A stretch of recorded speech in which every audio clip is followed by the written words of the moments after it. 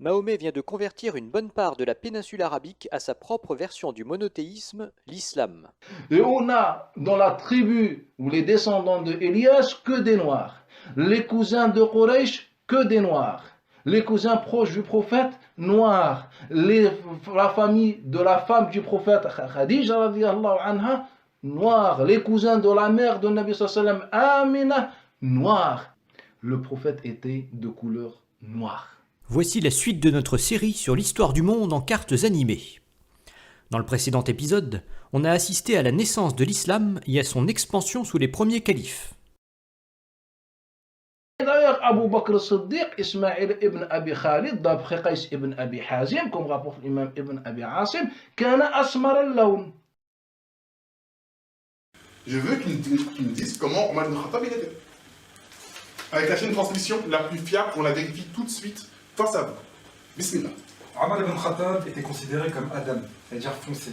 Et d'après de nombreux passages, et d'après ce qui est connu, il était même plus foncé que Bilal. C'est plus noir que Bilal. C'est pareil pour Uthman ibn Affan, et ainsi les textes notoires prouvent qu'il était noir. C'est pareil pour Ali ibn Abi Talib, alors que toutes les preuves de la terre prouvent qu'il était noir. Les premiers habitants du Maghreb ont été les Berbères et les Juifs. Et puis il y a eu une poignée, je dis bien une poignée d'Arabes qui sont venus au Maghreb. Et la conquête du Maghreb se poursuit.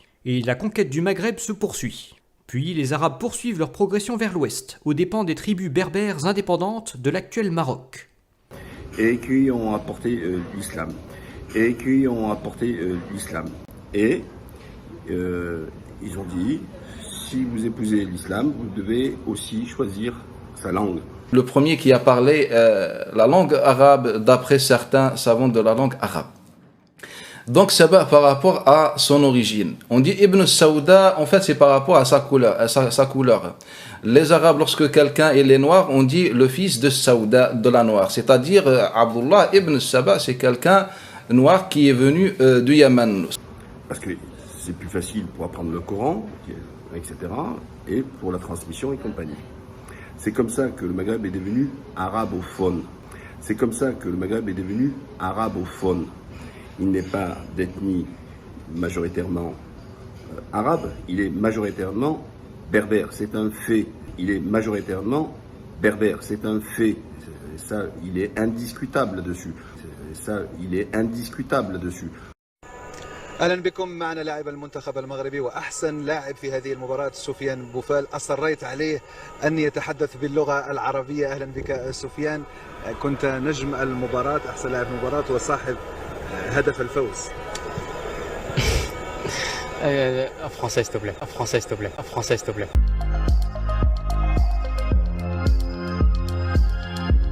هدف الفوز. Français s'il te plaît. واجهتني اعتراضات كثيره كيف يا تسمح للبنت تمشي تدرب تبقى مدرب وسط الرجال. فانا قدرت اتمشى واجهوني فين وجهه عنيفه والله. هدف الفوز. Français s'il te plaît. يعني بتعتقد انه للمرأة ممكن يكون ما عندها اي دور في المجتمع غير انها هي تكون في البيت، وحتى في البيت انها بس تقوم للخدمات المنزلية. فهو كان رافض تماما فكرة انه تكون في الملعب في مدربة وهي اللي بتوجه الاوامر، وانه هو كرجل لازم ينفذها. هدف الفوز.